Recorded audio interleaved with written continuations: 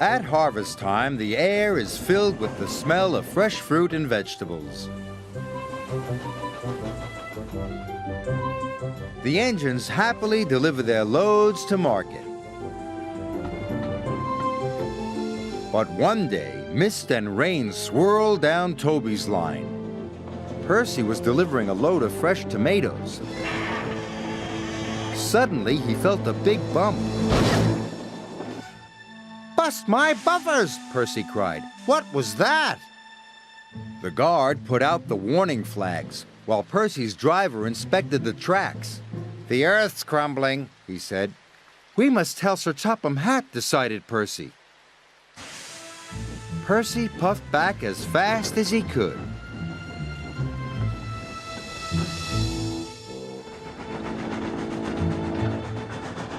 "I've got important news! The tracks on Toby's line are wobbly." Huffed Gordon. "Old and wobbly, just like Toby. That's not news. Can't stop to listen to your silly chatter." "Gordon never listens to me," muttered Percy. Next, he spoke to Sir Topham Hatt. "Sir! Sir!" "Not now, Percy. Thomas, you ought to collect the prize bull. He's at the farm on Toby's line." "Yes, sir." "But those tracks are wobbly," cried Percy. "They are safe enough," said Sir Topham Hatt. "Bye, Percy." "Nobody ever listens to me." Thomas was carefully chuffing through the rain. Soon he had collected the farmer's bull and was on his way back. The rain had made the tracks more wobbly than ever. Suddenly, there was a deep rumbling sound. Thomas's driver applied the brakes, but it was too late.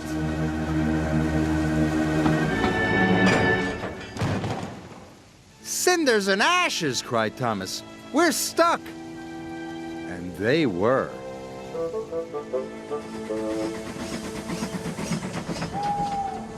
Late that night, Thomas still hadn't returned. Percy was worried. "Thomas is in trouble," he said. Gordon and James took no notice.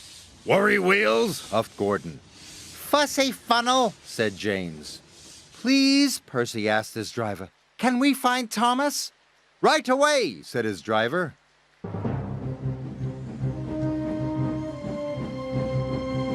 Percy was nervous, but his lamp shone brightly in the dark.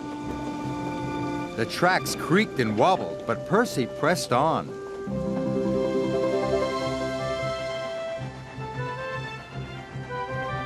"Percy!" cried Thomas. Thomas was very happy to see his friend. "I'll have you out of there in no time," said Percy. Percy puffed and pulled and pulled and puffed.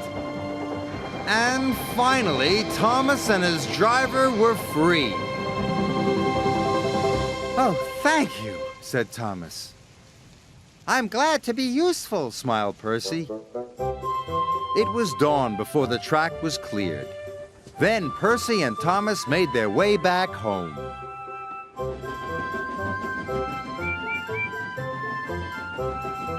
"Thomas is here," whistled Percy.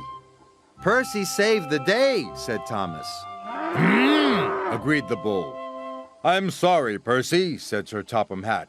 "We must do a better job of listening to you in the future." Percy was pleased.